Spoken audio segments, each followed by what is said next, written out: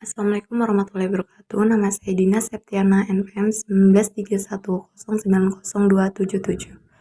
Jurusan Sosiologi Agama UIN Raden Intan Lampung. Di sini saya akan menjelaskan tentang pendidikan di Indonesia pada pendidikan demokratis, globalisasi pendidikan, dan di masa pandemi. Studi kasus sosiologi pendidikan, strategi pendidikan bermutu. Makna strategi mutu pendidikan. Yang pertama, mengenai strategi mutu pendidikan berarti bagaimana mutu pendidikan itu harus diubah dengan strategi yang tepat. Mengenai strategi pengubahan itu ditunjukkan agar organisasi menjadi lebih efektif dalam mencapai tujuannya. Nah, mengenai mutu pendidikan itu dijelaskan pada pasal 1 ayat 17 Undang-Undang Republik Indonesia Nomor 20 Tahun 2003 bahwa standar nasional pendidikan adalah kriteria minimal tentang sistem pendidikan di seluruh wilayah hukum negara Kesatuan Republik Indonesia. Mengenai kriteria minimal standar nasional pendidikan itu terdiri atas standar isi, proses kompetisi, lulusan, tenaga kependidikan, sarana dan prasarana ditingkatkan secara berencana. Yang kedua, unsur yang dapat diubah tidak selalu seluruhnya dilakukan perubahan. Salah satu saja dapat dilakukan berarti telah melakukan perubahan. Sebagaimana dijelaskan oleh Robbins dalam Udaya 1994 bahwa strategi cenderung masuk salah satu kategori dari 4 kategori yang ada: manusia, struktur, teknologi, dan proses organisasi.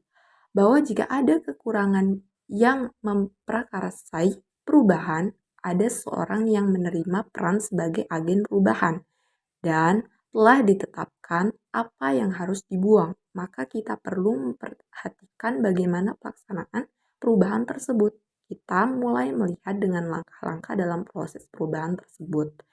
Kemudian yang ketiga, keberhasilan perubahan membutuhkan pencairan unforeseen, status quo, perpindahan moving, keadaan yang baru, dan pembekuan kembali, freezing. Perubahan tersebut agar menjadi permanen. Proses perubahan itu membutuhkan langkah-langkah melalui yang pertama pencairan, unfreezing, status quo, yaitu dominasi kekuasaan itu harus dicairkan dengan menetapkan aturan. Nah, yang kedua, perpindahan moving, keadaan yang baru yakni adanya tepat kekuatan sesuai yang telah direncanakan. Dan yang ketiga, pembukuan kembali, rephrasing. Rephrasing itu perubahan tersebut agar menjadi permanen, yakni penetapan dengan keputusan. Proses pendidikan di perguruan tinggi. Pendekatan pertama, menyatakan bahwa lulusan perguruan tinggi tidak mampu bekerja sebagaimana yang diinginkan dunia kerja, yakni keahlian yang dimiliki masih jauh dari harapan. Pendekatan pertama ini menginginkan lulusan perguruan tinggi itu harus memiliki keterampilan kerja skill yang memadai dan siap untuk bekerja. Pendekatan kedua dari kalangan perguruan tinggi yang menyatakan bahwa sesuai dengan tujuan pendidikan, yakni untuk perkembangan potensi peserta didik agar menjadi manusia yang beriman, bertakwa kepada Tuhan Yang Maha Esa, berakhlak mulia, sehat, berilmu, cakap, kreatif, mandiri, dan menjadi warga negara yang demokratis serta bertanggung jawab. Pada pendekatan kedua ini memang tujuan pendidikan itu tidak disiapkan hanya untuk siap kerja, tapi jauh lebih luas, yakni menyangkut pembentukan peserta didik menjadi manusia seutuhnya, dan keterampilan merupakan hal yang penting yang dapat dimiliki oleh seseorang. Demokrasi pendidikan di Indonesia dalam Undang-Undang Nomor 20 Tahun 2003 tersebut secara tegas memperkuat tentang amanat Undang-Undang Dasar 1945 Pasal 31 tentang pendidikan. Secara retorik, kedua ayat tersebut telah cukup dapat dipergunakan sebagai jawaban atas tuntunan reformasi di bidang pendidikan, yakni diberikannya peluang bahkan dalam batas tertentu diberikan kebebasan kepada keluarga dan masyarakat untuk mendapatkan dan menyelenggarakan pendidikan sesuai dengan minat dan ketentuan masyarakat, serta sesuai dengan kondisi dan tuntunan lapangan kerja. Hal ini berarti bahwa intervensi pemerintah yang berlebihan dalam menyelenggarakan pendidikan perlu ditiadakan, dikurangi, atau setidaknya ditinjau kembali hal-hal yang sudah tidak relevan. Perspektif pendidikan dalam demokrasi. Demokrasi dalam lingkup pendidikan adalah penguapan terhadap individu peserta didik sesuai dengan harkat dan martabat peserta didik itu sendiri. Karena demokrasi pada dasarnya bersifat alami dan manusiawi. Itu artinya bahwa penelitian pihak-pihak yang terkait dalam proses pendidikan harus mengikuti atau mengakui dan menghargai kemampuan dan karakteristik individu peserta didik. Tidak ada unsur paksaan atau mencetak siswa yang tidak sesuai dengan harkatnya. Dengan demikian, demokrasi berarti perilaku saling menghargai, saling menghormati, toleransi terhadap pihak lain, termasuk pengendalian diri dan tidak egois. Dalam proses pendidikan, semua pihak yang terkait menyadari akan alam atau atmosfer yang bernuansa saling menghargai tersebut, yaitu antar guru dengan siswa, dan antar guru dengan pihak-pihak anggota masyarakat, termasuk orang tua dan lain-lain. Ini berarti bahwa dalam semangat demokrasi, seseorang harus tunduk kepada keputusan bersama atau kesepakatan bersama. Tidak terjadi keharusan penerimaan tanpa unsur paksaan, tapi kesepakatan bersama yang akan menjadi sikap mereka semua. Kemudian, pendidikan mewujudkan demokrasi.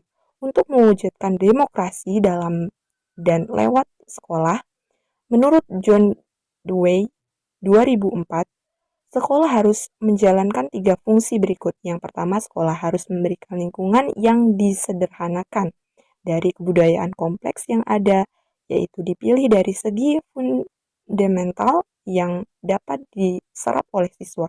Yang kedua, sekolah sejauh mungkin mengeliminasi hal-hal yang tidak baik dari lingkungan yang ada, meniadakan hal-hal yang remeh dan tidak berguna dari masa lampau dan memilih yang terbaik dan memungkinkan anak-anak menjadi warga negara yang lebih baik dan membentuk masyarakat masa depan yang lebih maju dan sejahtera.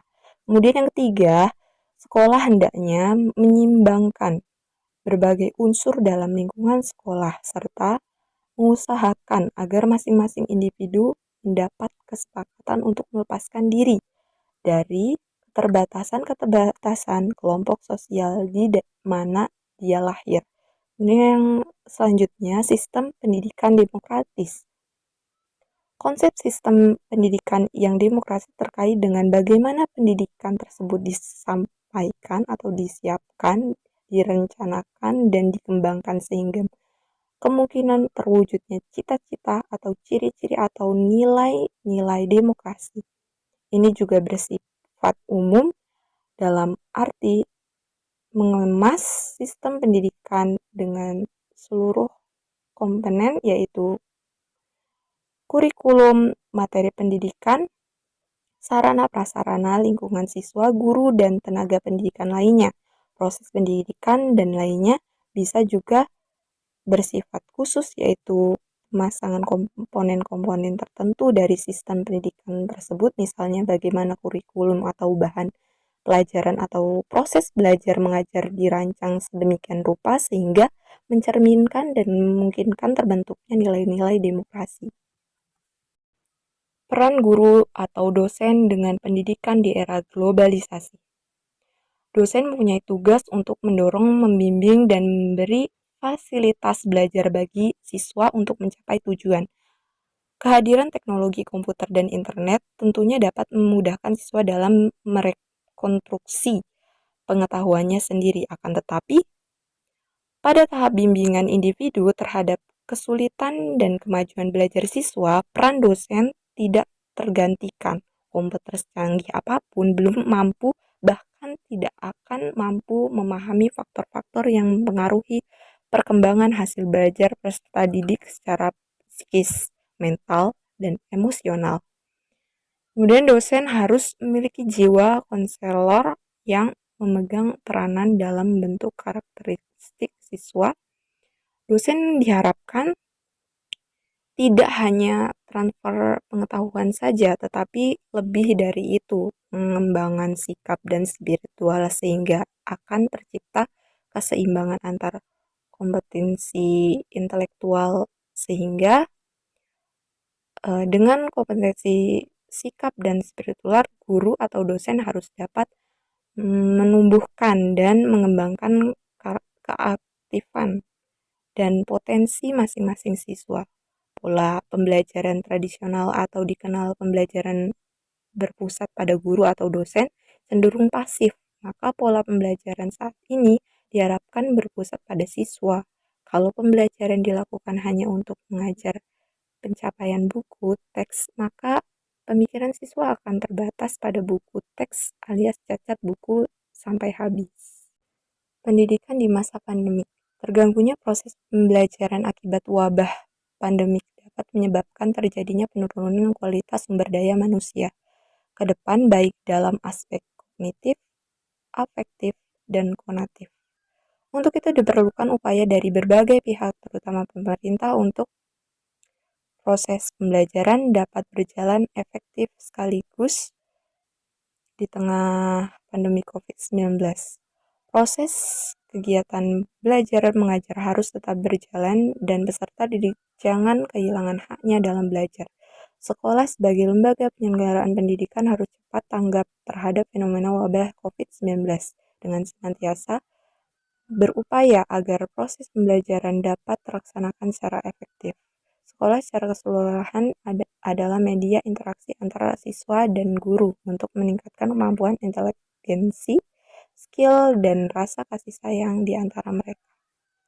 Kemudian pemerintah dalam hal ini mengeluarkan keputusan bersama Menteri Pendidikan dan Kebudayaan, Menteri Agama, Menteri Kesehatan, dan Menteri Dalam Negeri Republik Indonesia telah menetapkan kebijakan pendidikan di tengah pandemik dengan mengeluarkan surat edaran tentang panduan penyelenggaraan pembelajaran di masa pandemi virus COVID-19 dalam rangka pemenuhan hak peserta didik untuk mendapatkan pelayanan pendidikan selama durasi penyebaran COVID-19 ini.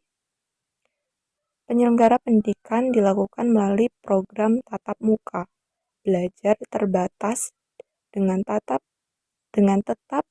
menetapkan protokol kesehatan, dan itu pun berlaku bagi daerah yang berada pada level 3 dan 2 atau program pembelajaran jarak jauh (PJJ) bagi daerah yang berada pada level 4. Pemerintah memfasilitasi pembelajaran daring saat ini dengan menyediakan media teknologi yang dapat mendukung pembelajaran secara online.